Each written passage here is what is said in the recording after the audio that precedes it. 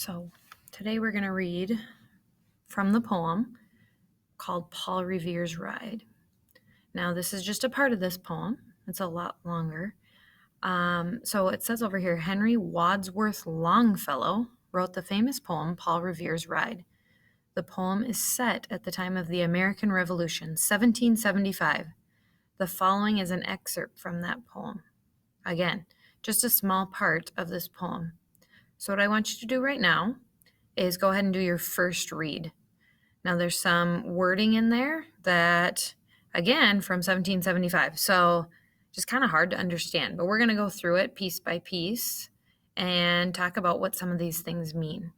So like I said, right now, just take a couple minutes.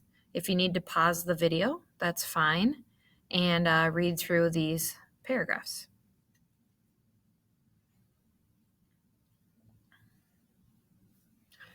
All right, so the next thing we're going to do, we're going to be drawing conclusions. The first conclusion we want to draw today is I'm going to be looking specifically for the answer to the question of whose side was Paul Revere on during our American Revolution. So those are the clues that I'm going to be looking for. I'm going to grab my highlighter over here. And as I'm reading, I'm going to highlight those clues on my own. Okay, so it says here, listen, my children, and you shall hear of the midnight ride of Paul Revere. On the 18th of April in 75, hardly a man is now alive who remembers that famous day and year. So that paragraph just gives me a lot of background information. I know that it was in the middle of the night. It was April 18th, 1775. He said to his friend, if the British march by land or sea from the town tonight, hang a lantern aloft in the belfry arch of the north church tower as a signal light.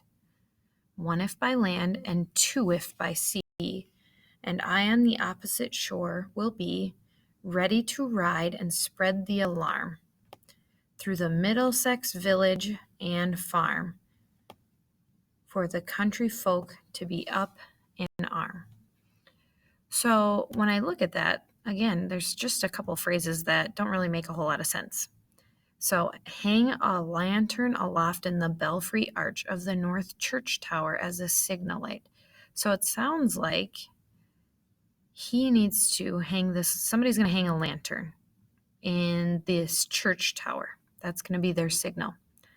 1 if by land and 2 if by sea. So again, up here, if I grab my highlighter, it kind of tells me he was specifically looking for if the British march. So they're looking for the British. And if the British are marching, if they're coming by land, they should hang 1 lantern. If they're coming by sea, they should hang 2 lanterns. And I on the opposite shore will be. So he'll be on the opposite shore, and he'll look for those lanterns.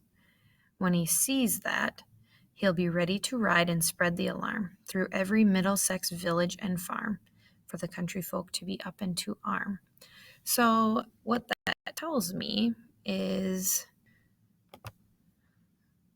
what side is Paul Revere fighting for? So the text evidence that I'm going to add is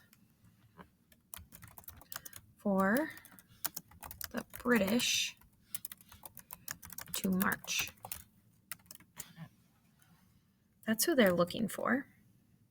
The other piece of text evidence I'm going to be looking at is it says, ready to ride and spread the alarm through every Middlesex village and farm.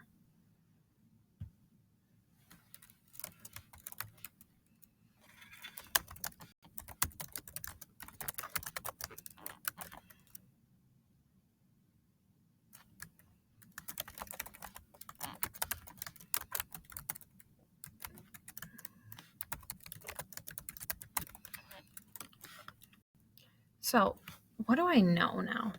I have my text evidence. What do I know about Paul Revere? Well, I know his most famous comment, you hear it all the time, is when he made that midnight ride, he said, "The British are coming," over and over. The British are coming. The British are coming.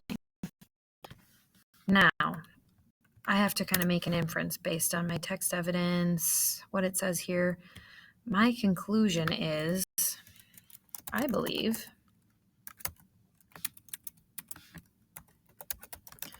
Paul Revere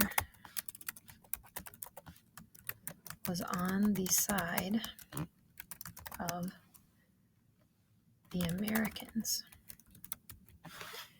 because I know he was waiting for the British to march, and he was going to alert every Middlesex village and farm. So that tells me he was fighting on the side of the Americans. Let's think now, what does Paul Revere think the people should do? What does he say about that?